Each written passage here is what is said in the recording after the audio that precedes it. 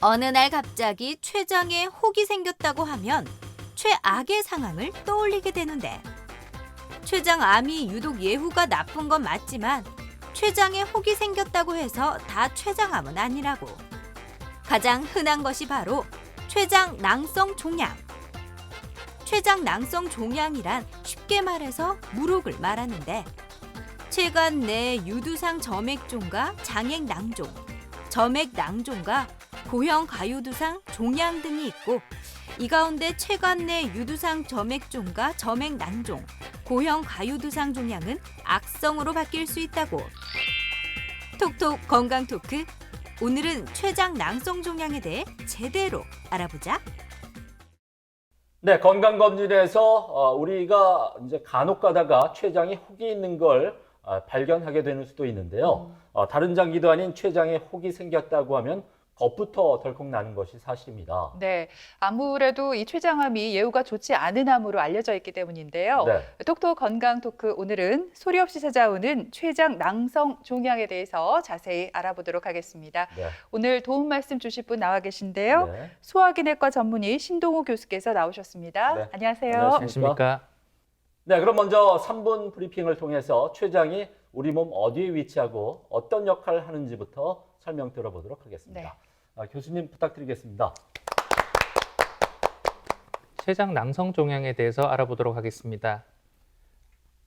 먼저 췌장은 췌장 또는 이자라고도 불립니다. 동의어이고 위장의 뒤쪽에 위치한 옥수수 모양의 암황색 신체 기관입니다.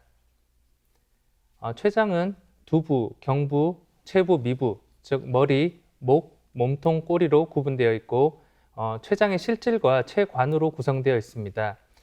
길이는 12에서 15cm 정도 되는 긴 장기이고 너비는 3에서 4cm, 무게는 80에서 90g 정도로 알려져 있습니다.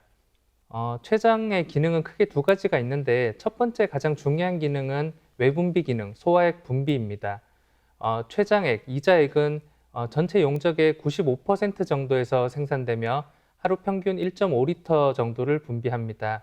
무색 투명한 액체로서 췌관을 통해서 십이지장으로 분비가 되고 단백질과 지방, 탄수화물을 분해하는 효소로 구성된 소화액입니다. 소화 효소뿐만 아니라 탄산수소, 나트륨을 함유해서 위산을 중화시켜주는 역할도 하게 되겠습니다. 두 번째 기능은 호르몬을 분비하는 내분비 기능입니다. 췌장 전체 용적의 5% 정도에서 생산돼서 혈관으로 분비되며 베타세포에서는 인슐린을 분비해서 혈당이 올라갈 때 분비가 돼서 포도당을 글리코겐이나 지방으로 저장시키는 역할을 하게 됩니다.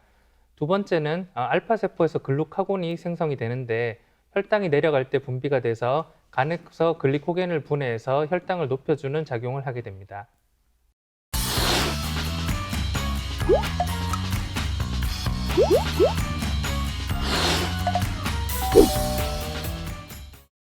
네, 앞에서 살펴보신 것처럼 췌장은 우리 복부 깊숙한 곳에 자리하고 있기 때문에 네. 췌장암도 조기에 발견하기가 참 어렵습니다. 그렇습니다. 그렇다 보니까 많은 분들이 췌장에서 혹이 발견됐다 하면은 최악의 상황을 생각하게 되는 경우가 많은 것 같습니다. 네, 맞습니다. 환자분들께서 췌장에 어떤 혹이 있다고 하면 일단 덜컥 겁부터 먹고 오십니다. 슬라이드를 보시면 환자분들께서 이런 표정을 짓고 보통 내원하시는 경우가 많은데 많이 놀랐네요. 네, 일단 그 검진뿐만 아니라 그 다른 목적으로 어떻게 복부 CT를 찍었는데 우연히 췌장에 혹이 있더라. 큰 병원 가봐라 해서 오시면 일단은 굉장히 겁을 먹고 오십니다. 내가 죽진 않나요? 뭐 굉장히 두려운 표정으로 방문을 하시는데 췌장 종양에는 굉장히 여러 종류가 있습니다.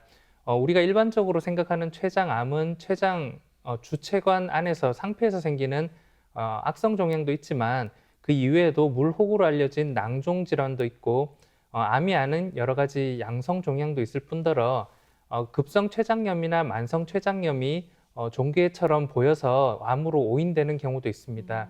그래서 췌장에 혹이 있다고 해서 모두 암인 것은 아니기 때문에 전문가의 진료를 받으시는 게 좋을 것 같습니다. 보시는 것 같이 췌장에는 다양한 종류의 혹이 있습니다.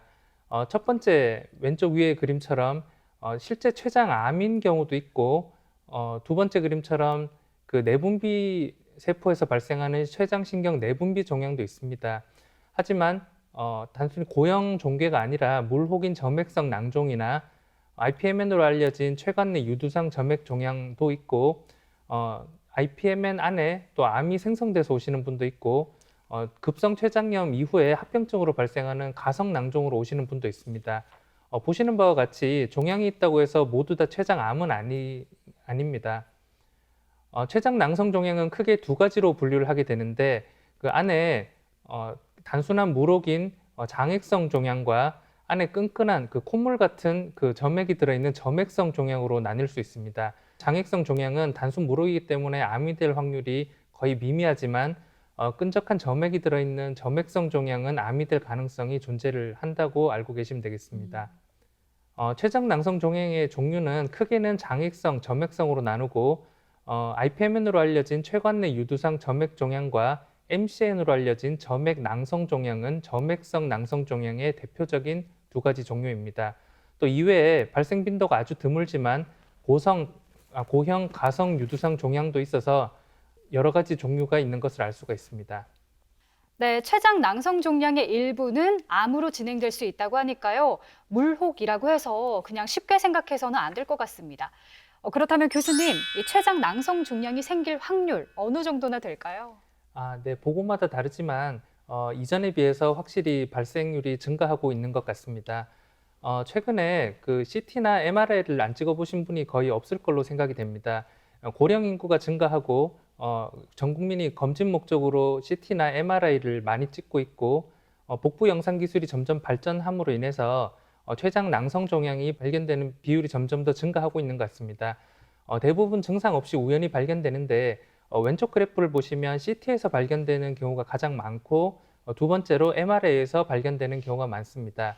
오른쪽에 파란색 막대기를 보시면 7, 80년대 비해서 현재 발생되는 빈도가 아주 높아진 것을 알 수가 있고 빨간색 꺾은 선 그래프를 보시면 이전에는 한 4cm에서 5cm 정도 돼야 진단이 됐던 것들이 최근에는 평균적으로 1cm 정도만 돼도 진단이 돼서 영상 기술이 아주 발전된 걸로 생각이 됩니다. 우리나라에는 얼마나 많을지에 대한 연구가 있었는데 2003년부터 2013년까지 10년에 걸쳐서 2만 명의 검진센터 환자를 조사해 봤더니 우연히 발견되는 췌장 낭종의 유병률이 2.2% 정도로 보고가 되었습니다. 그래서 검진상에서 초음파나 CT를 찍게 되면 100명 촬영을 하시면 2분 정도는 췌장 낭성 종양으로 진단이 되는 것을 알 수가 있습니다. 네, 영상 검사에서 우연히 발견되는 췌장 낭종의 유병률은 2% 정도로 알려져 있는데 IPMN이 가장 흔했고 두 번째가 SCN, 세 번째가 MCN 순이었습니다.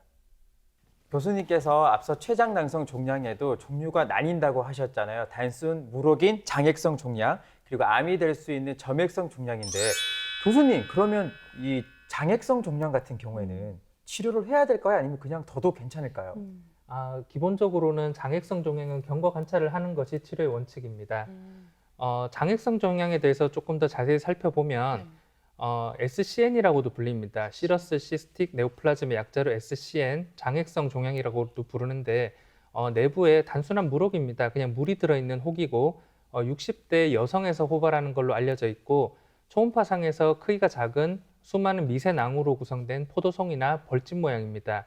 아래 육안상 단면 소견을 보시면 마치 우리가 카페 가서 오렌지 말린 걸 잘라놓은 듯한 모양인데 모양은 좀 험하게 생겼지만 암으로 발전한 확률은 매우 낮기 때문에 대부분 치료 없이 경과 관찰을 하는 것이 원칙입니다.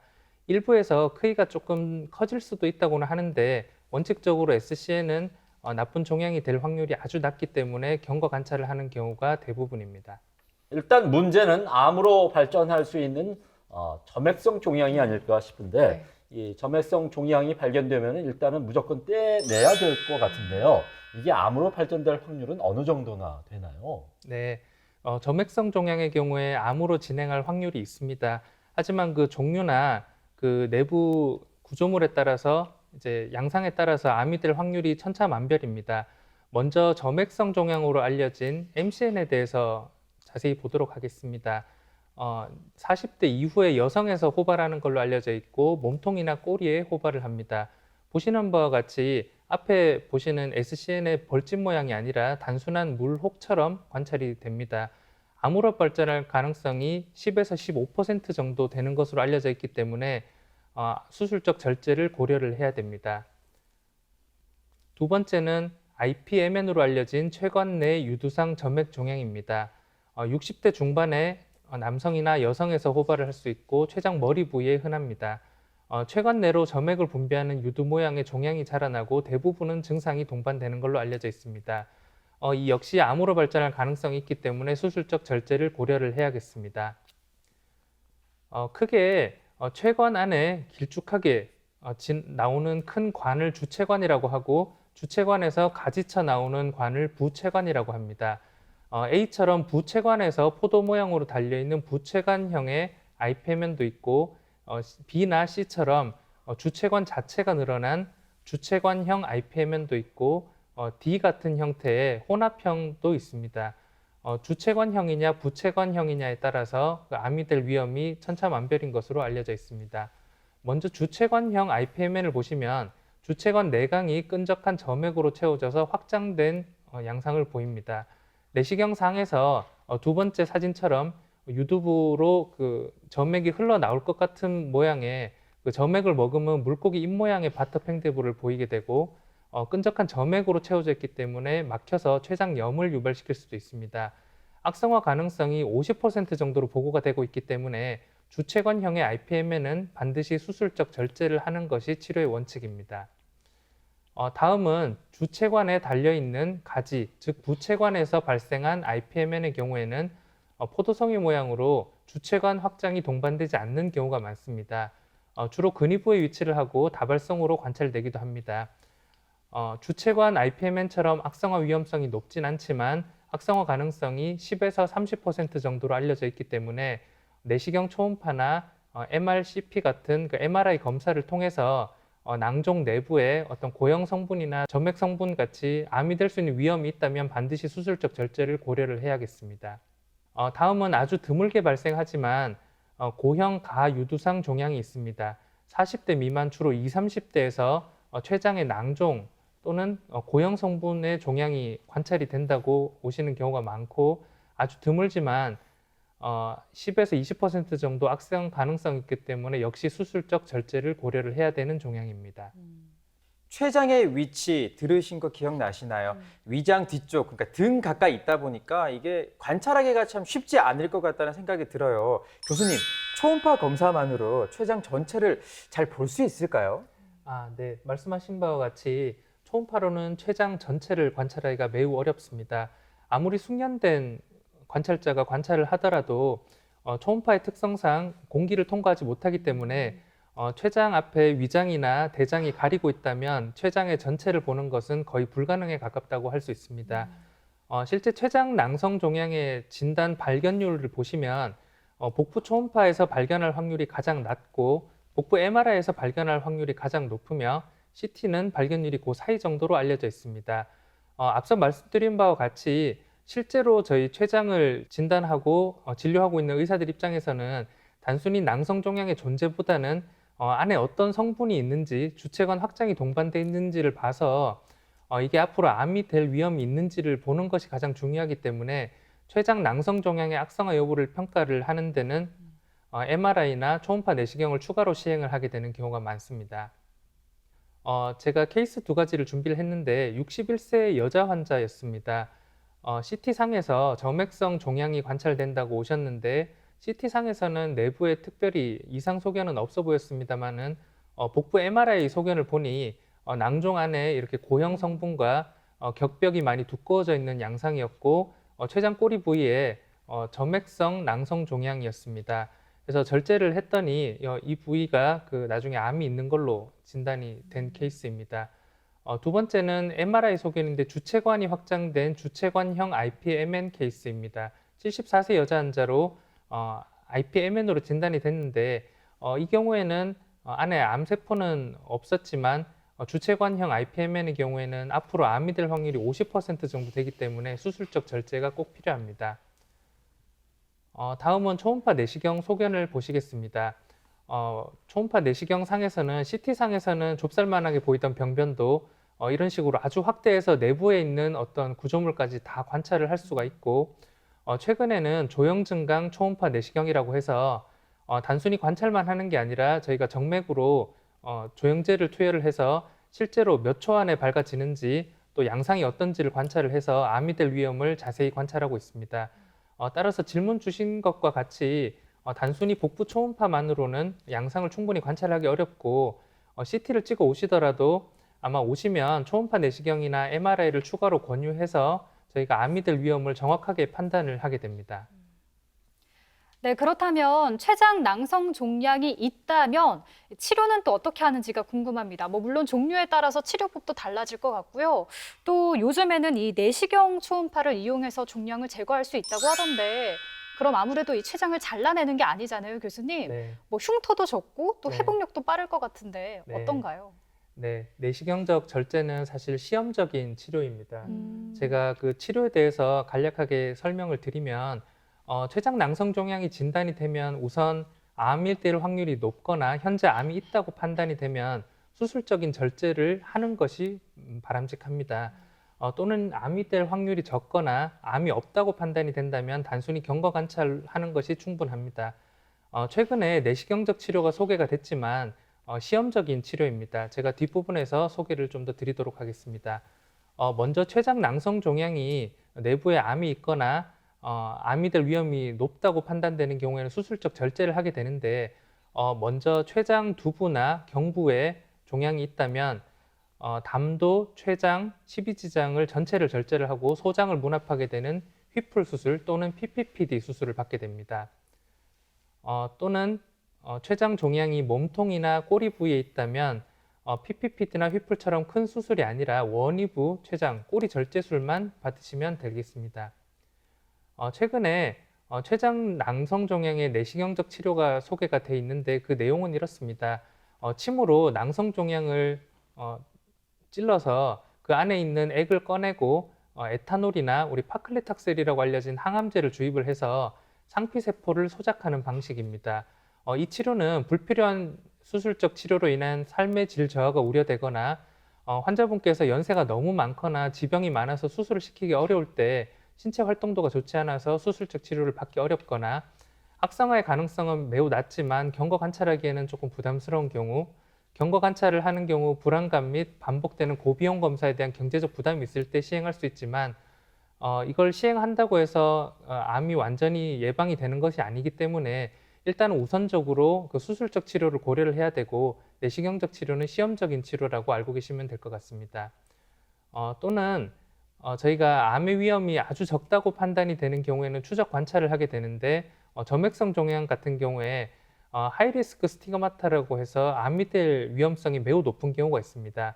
황달이 동반되어 있거나 주체관이 1cm 이상으로 늘어나 있거나 낭성 종양 내부에 조형 증강이 되는 고형 성분이 포함이 되어 있을 때는 현재 암이거나 조만간 암이 될 위험이 매우 높기 때문에 수술적 절제를 반드시 해야 되고 워리슨 피처라고 해서 암이 될 위험이 있지만 그 리스크가 높지 않은 경우에는 내시경 초음파 소견에 따라서 수술적 여부를 결정을 하게 되겠습니다.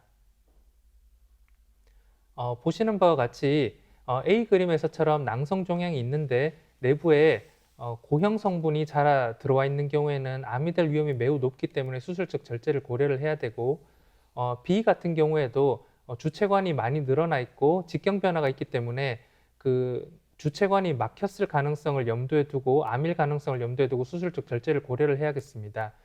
또는 D같이 단순히 크기는 크지만 안에 고형 성분이 관찰되지 않고 주체관의 변화가 동반되지 않을 때는 특별히 크더라도 암이 아닐 가능성이 높기 때문에 추적 관찰을 하게 되는 경우가 많습니다. 그리고 수술 시 고려할 사항은 앞으로 암으로 발전할 가능성과 전신 상태뿐만 아니라 환자의 나이나 증상 유무, 동반질환 유무, 환자의 의사, 가족력 등을 모두 고려해서 결정을 해야겠습니다. 네, 그리고 췌장 낭성 종양이 발견됐을 때 네. 당장 수술을 하지 않고 몇 년 동안 추적 관찰을 할 수도 있다고 말씀해 주셨는데요. 네. 그렇다면 MRI를 찍는다든지 이런 추적 관찰 몇 년 정도를 해야 할까요? 네. 저희가 진료할 때 크게 미국 가이드라인, 유럽 가이드라인, 일본 가이드라인을 참조해서 진료를 하고 있는데 각 가이드라인마다 권고하는 그 기간이나 그 방식이 많이 달라서 저 개인적으로는 일본 가이드라인에 따라서 진료를 하고 있습니다. 그런데 보통 5년까지만 추적 관찰을 하면 된다고 하는 가이드라인도 있는데 일부 보고에서는 5년이나 10년 이후에도 암이 될 확률이 계속 더 증가한다고 알려져 있어서 앞으로 10년 이상은 추적 관찰을 꾸준히 하는 것이 좋겠습니다. 그 크기에 따라서 1에서 2cm인 경우에는 조금 더 드물게 추적 관찰을 하고 조금 더 큰 경우에는 자주 추적 관찰을 하라고 돼 있어서 전문가하고 상의를 해서 추적 관찰 기간과 간격을 정하면 좋을 것 같습니다. 그리고 모든 병이 그렇지만 평상시에 예방이 참 중요하잖아요. 늦기 전에. 교수님, 췌장 낭성 종양을 예방하기 위해서 평소에 뭐 생활 습관이라든지 식습관을 좀 어떻게 하면 좋을까요? 네. 제가 외래에서 췌장 낭성 종양이 있다고 이야기를 했을 때 어머님들께서 가장 많이 물어보는 질문이십니다. 저희 가족들을 굉장히 생각을 많이 하시기 때문에 앞으로 이제 제가 음식을 어떻게 해줘야 될까요? 뭐 운동을 어떻게 시켜야 될까요? 엄청 많이 물어보시는데 아쉽게도 운동이나 식습관에 따라서 이게 뭐 크게 커진다거나 작아진다거나 하는 것은 아니기 때문에 그런 걱정을 하지 말고 주기적으로 추적 관찰을 하면서 암이 될 위험이 있는지를 전문가하고 상의를 하시면 좋을 것 같습니다. 네, 지금까지 췌장 낭성 종양에 대해서 자세히 알아봤습니다. 네. 마지막으로 교수님, 방송을 보고 계신 우리 시청자들께 부탁드리고 싶은 말씀이 있다면 전해주시죠. 네, 췌장에 혹이 있어서 굉장히 걱정을 하고 외래를 방문하시는 분이 많습니다. 하지만 앞서 보신 바와 같이 췌장에 혹이 있다고 해서 모두 암인 것은 아닙니다. 분명히 췌장 낭성 종양은 그 췌장암 발생의 고위험군으로 분류가 되어 있고 적절한 추적 관찰이 필요한 것은 맞지만 그거 자체가 모두 다 암인 것은 아니기 때문에 초음파 내시경이나 MRI를 이용해서 적절하게 추적 관찰을 한다면 암으로 되기 전에 발생을 하고 적절한 치료를 받으실 수 있습니다. 그래서 그 전문가와 상의해서 주기적인 추적 관찰을 하는 것만으로 그 암을 미리 발견할 수 있기 때문에 너무 겁먹지 마시고 발견되면은 주기적으로 진료를 받으시면 좋을 것 같습니다. 네, 이렇게 말씀을 드린 것처럼 췌장에 혹이 있다고 해서 모두 췌장암은 아니라고 합니다. 네. 하지만 점액성 종양 같은 경우에는 암으로 발전될 수 있는 만큼 평소 건강검진을 주기적으로 잘 받으면서 관찰을 잘 해볼 필요가 있겠습니다. 네, 지금까지 이 시간 도움 말씀에 소화기내과 전문의 신동우 교수께서 소개해 주셨습니다. 네. 오늘 고맙습니다. 고맙습니다. 감사합니다.